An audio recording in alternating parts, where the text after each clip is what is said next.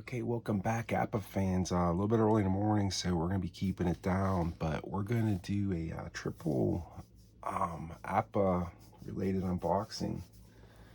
So let's get going here. Got 3 things in the mail here this week. Let's take a look here, see what we got.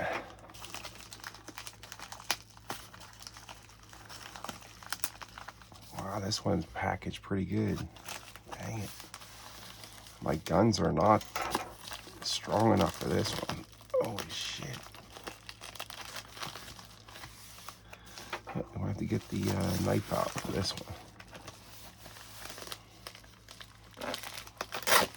This was bought on eBay. I was talking to my wife about, I don't know if everybody remembers like Amazon, like back in the 90s when it first came out. I remember Amazon. I think of Amazon as like selling books. That was like where you bought books, used books. And obviously it's gotten away from that. Dang it. Now we're gonna get the guns going.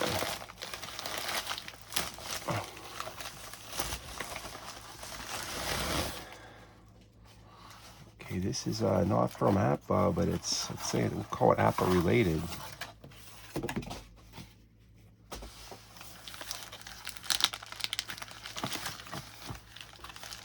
Oh, Moses. More packaging.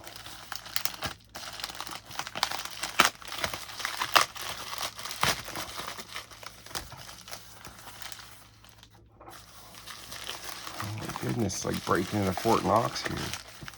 Or something that's probably like 50 years old and dusty. What do we have here? We have the excuse my bump. 1972, published by Sporting News Baseball Guide.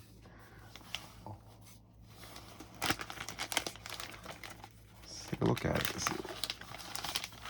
Oh, it's like small. It's like a smaller book. Wow, the guy really took care of it here. Really good shape for 50. Will be 52 years old.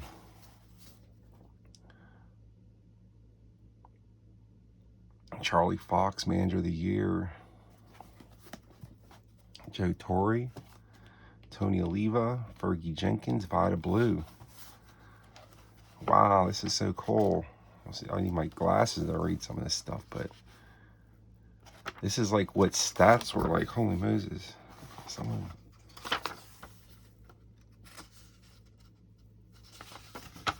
Huh. Wow, it says, "Dear Sir, this book is coming to you with the compliments of the presidents of the Major League Baseball clubs." Huh.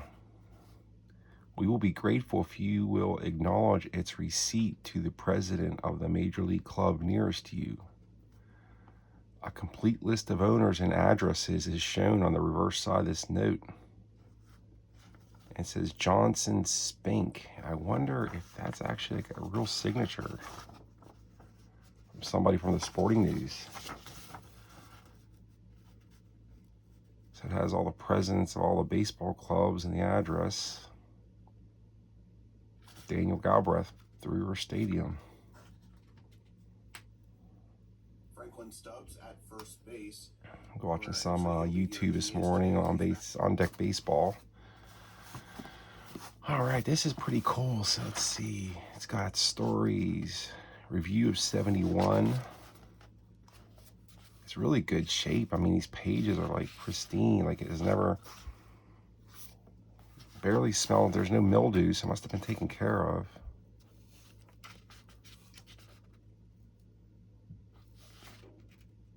What is this? RBI leaders of each year. Really small print.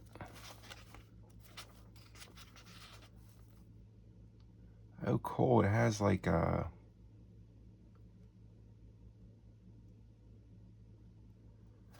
What is this? Grand Slam drum. Is this like different writers doing different recaps. Summer college leagues, international league. I guess you have some minor league stuff in there. Let's see the first few. It's got the official stats, kind of like the old Xander Lander used to have. This was, I think, $5 or $6 on eBay. I couldn't resist it. I love reading that stuff.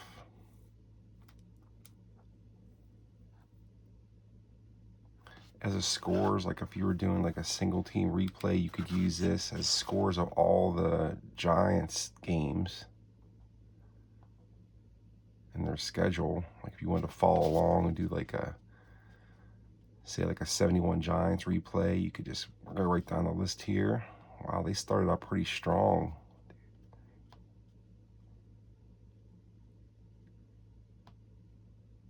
They won 12 of their first 13 games.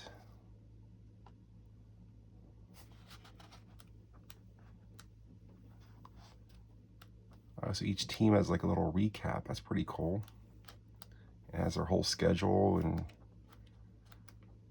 recap of that year. Some pictures. Bowie Kuhn.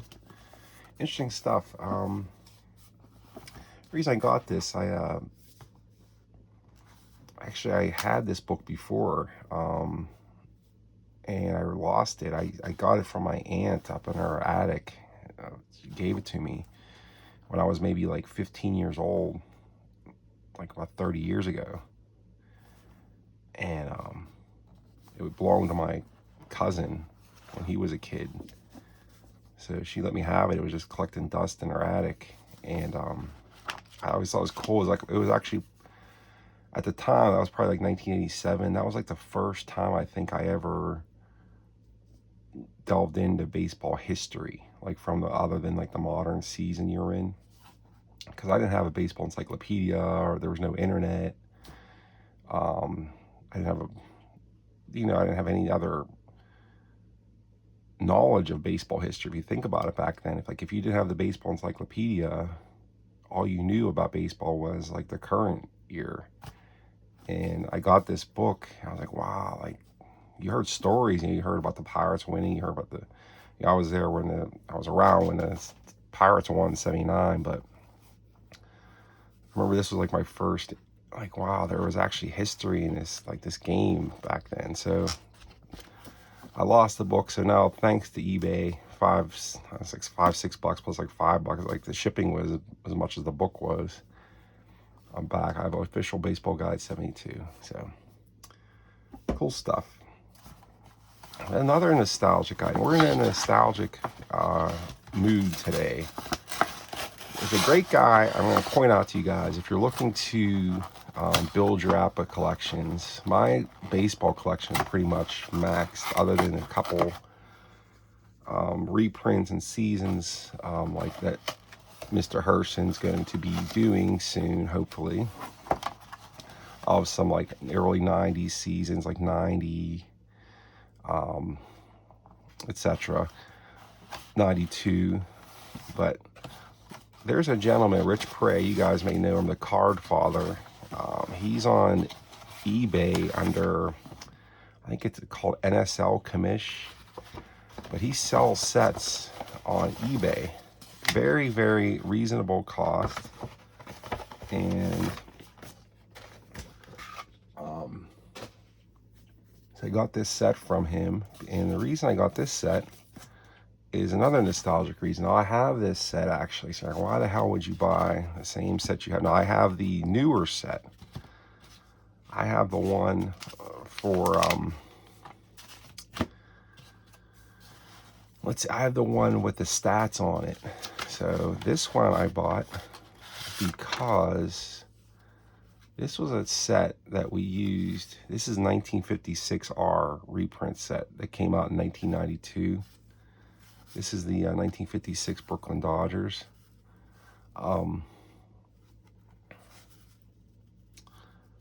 Roebuck. I bought this set because when I was playing a lot of APBA back then in my early 20s, and one of my friends locally, we were, like I said, we were already playing the modern set. We would only play the most recent season that came out of APBA. And we thought that was APBA. It just, you played the modern, that was what you did. And he got the flyer for this 1956 season. And he would talk about Mickey Mantle's Triple Crown and the Dodgers, and he loved the Pirates, so he would play that bad Pirates team. And he would always ask me, like, hey, let's play this one's old season. So he would pull this set out, this 56R set, and we would play old time games just for fun. Like, we would just play a one-off head-to-head, and it was a blast. And I just remember we used to go to Pirate games and get home. We were in our early 20s, so he would get back to his house and he would want to fire up some APBA. We were all like in baseball, mood. So let's keep the baseball going. Let's play some games. It was like 10, 11, 12 o'clock at night. We were playing this 56R set head to head. So I saw this also. Rich was selling this pretty fairly reasonable, fairly good price. I think it was like $30 or so. Duke Snyder. So put that away, but that is the 1956R set for APBA. And what I was doing with this set, just in preparation for this to come, I pulled this up on Digital Diamond Baseball, and that, my opinion of that is it's great. If that Digital Diamond figures out a way to make it easier to enter play results, that would totally be the cream of the crop in digital stat aids. That entering some of those results is like entering nuclear bomb codes. It's ridiculous how difficult it can be, and it really, you wouldn't even expect that from some games. You sit there for like 20 minutes trying to figure out how to, like, guy scores from first on an error and a runner on second is thrown out in a rundown. It would take you like a half an hour to figure out. And let's say there's another error, you'd be sitting for half an hour trying to figure out how to put that code for just to record that play. So I started 56 with the basic game just to play some games and get it going. So I'll use this set to just run some one-offs on that 56 replay. But if it does improve its entry, that's going to be the number one. I mean, right now, replay, in my opinion, is the best for stat entry for your games. So let's keep going here. Let's see what we got from APBA International. Got a last drink of my coffee here.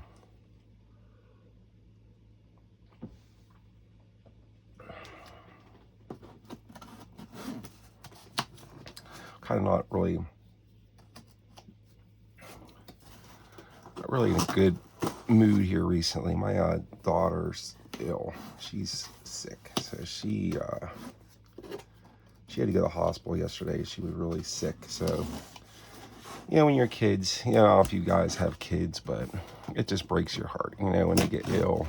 And so we spent yesterday in the ER and at the hospital, and it just, she's gonna be fine. The doctors and nurses they think she's fine. She should be doing much, much better. But, it breaks your heart.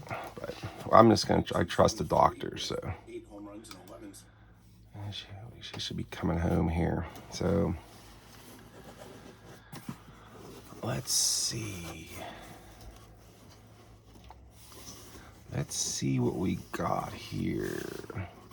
And that touches on something too. I'm going to comment. You usually shouldn't open your mouth, but I understand sometimes people go through some tough things, like in life, with either it's like a death in the family or divorce or job loss, or there's just things that are sicknesses, illnesses.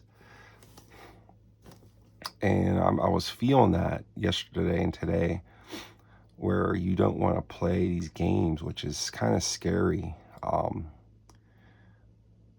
And I almost didn't want to do this video because I was kind of upset about my daughter, you know, sitting over the hospital. Hopefully she comes home here the next day or so. But it's real. Like you feel down on you feel down about your situation, but you want to stay positive. I mean, a lot of things in this world are out of our control. Personally, yeah, I'm very Christian person, but I also practice, you ever heard of Stoicism, Stoic philosophy. And Stoics are ancient Greek philosophers, and they had a way of looking at life which will really help you, and it really has helped me in all my life, is knowing that I'd say 80-90% of the world is indifferent to your wants and needs. So the world doesn't care what you want. The world doesn't care about your needs. The world doesn't care about what you want. Fortune does exactly as she wants to, when she wants to. So once you realize there's a lot of things in this world that are out of your control, and you can resign yourself to that, things get a little bit easier to bear. One of the things that one of the things that Stoicism got me through is my mom passed. My mom died 10 months ago or whatever. So I didn't, I kind of knew it was coming, and I prepared for the worst mentally. It may sound morbid, but I just think in my head, she's not going to live, and she's going to die, and it's going to happen soon. And you better learn to accept it, because it will happen. So I accepting it prior to it happening really helped me. I mean, I didn't really break down and cry at all. I mean, a little bit weepy. I put a post on Facebook about it, but that was it.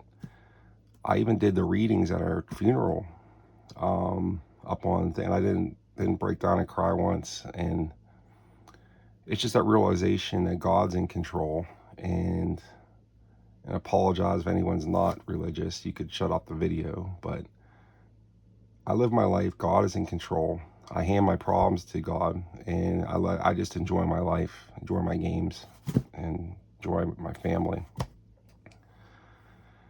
So that's all I want to mention about that. So sorry for a little deep trail. Let's get back to APBA. So, let's see what happened. This is another one. God's blessings. Let's see. We got golf. We've got Gold Medal Lake. I'm not going to show each hole one by one, but my friend Steve did a video, I think, showing this course one by one. I think he showed a video of this set too. So this is like a rerun. I will show this. So I got the 1989 R set, which will be, I was very excited and enthused about this set because it's going to be part of my steroid era project I have going on. I was very excited about that. I'm going to look at maybe one team. It's a crappy team that year, but I like it. It's like one of my favorite teams. And I like that. I like those late 80s mediocre George Steinbrenner teams of the Yankees.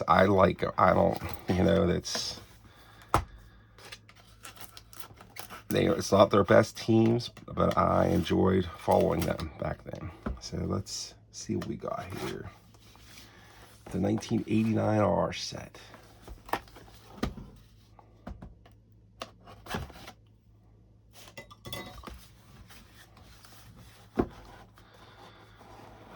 And like I say, just touching right back on the deep stuff. So, like I say, you feel like you don't want to play games. I almost did want to do some boxing. One thing I found it gets your mind off of those issues, and family members are ill and things like that.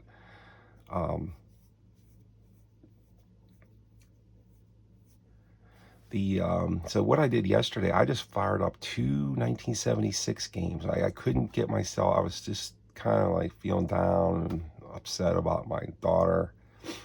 And I just fired up 2 games, and it took me away. It took me. The problem's always going to be there, but for that hour or so, I played like 1976 games, APBA. I think I played the Mets and the Expos, and I played Cardinals Cubs, like the opener. And they were both. The Cardinals Cubs game was good. The Expos the Mets pounded the Expos. I didn't like that, but it was fun. I was looking up Mike Jorgensen. I was looking up some of the players while I was playing. It was just a fun time. But it got me away. It really. I just said, just start it. Like just this morning, I was like, just start the unboxing. So here we are. Let's see. Oop, that's popped out of here. Toronto. Let's make sure we get that in the right spot. Came out right here. It should be right there. We want to look up the 1989 New York Yankees. Here we go. Okay, it should be from here to there. We're just going to look at this group of cards. Then we'll look at this this hockey set here.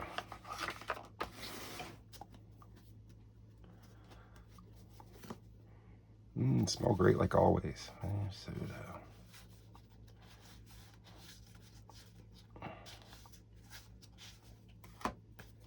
Oh, there's my man, Steve Alboni.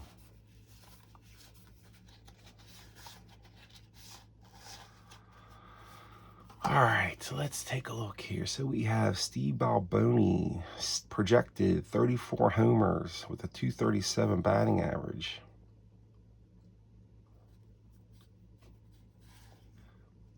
Jesse Barfield is 36 arm, 3 outfield, low batting average, .234. Bowers, Tom Brookins got a 4 rating for third, not too bad. Bob Brower, Greg Cadaret. Ooh, Chuck Carey got the BXZ, not too bad. I got 11 starts though. Brian Dorsett. I like how APBA does this. They see way awesome stats, but they kind of tone his card down a little bit for like only 22 at bats. Dave Island, DRZ, Espinoza, 282. I love his Bob Guerin card. He's bad defense, but he's got good offense. He's got some 7s there. He's got a 1 at 66. Use Gossage, BW, Lee Guterman, AZ. I remember getting this set, the original. I remember the day I got it. I was 18 years old, 19 years old. Mel Hall, Andy Hawkins, Tommy John, toward the end of his career. Let's see, 53, 63, almost 40. Roberto Kelly, not bad, 302 batting average, a couple 11s there. David Point. Here's Donnie Baseball, my favorite player all time. 166777, lots of 7s there. 6s, 5, first baseman. J0. Kevin Mamet. Al Morris. Jeff Scott Nielsen, Clay Parker. CZ, Eric Kerplunk. Luis Polonia, 300 hitter. Rigetti. Prime time, Deion Sanders. He's got a 1. Oh my, check it out. 19 speed. He's got a 1 at 66. I need 47 at bats though. Steve Sachs, 205 hits. Impressive. Don Slott. He's played for the Pirates. Randy Velarde, 340 card, 100 at bats. Lots of 7s and 8s there. Fantastic. All right, that is 1989 APBA baseball. We'll sort through the rest of this here. I wanted to open this up because when you buy stuff from APBA, I throw things in the cart. And I said, well, I've never bought one of these Stanley Cup sets. And I wanted to see what I got here. So what we have here is I think I got the right one. 67-68 Stanley Cup Finals. Let's see who we got. Looks like Montreal and St. Louis. Let's look at some of the great Canadians' names on here. So we have Ralph Backstrom, Jean Bellevue. Okay, 53. He totals 53 here. That's a good card, John Bellevue. Wow. Yvonne Corwin. That's another good card. Dick Duff. John Ferguson. Danny Grant. Terry Harper. Ted Harris. Jacques Laperriere. Claude LaRose, Jacques Lemaire, Claude Provost,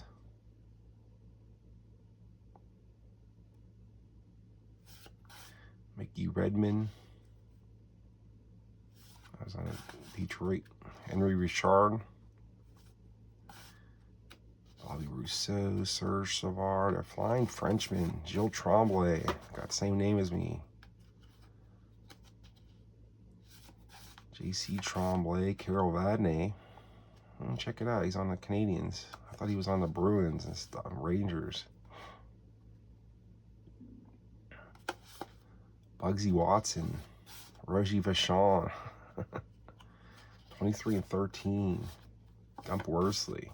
Let's look at the Cardinals. The Blues. Al Arbor, Norm Boudin, Red Berenson. He was one of their stars, I remember. Terry Crisp. Tim Ecclestone, Daryl Erstrand.